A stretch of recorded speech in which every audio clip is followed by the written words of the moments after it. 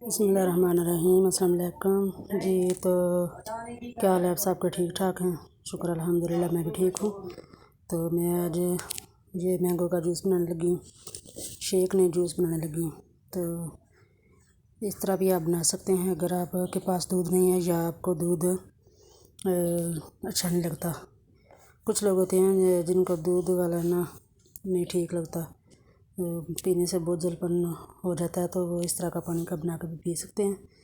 तो प्लीज़ आप मेरी वीडियो को पूरा देखें और ये बड़ी आसानी से बन जाता है। और आप मेरे चैनल को सब्सक्राइब और साथ लाइक और साथ शेयर भी करें।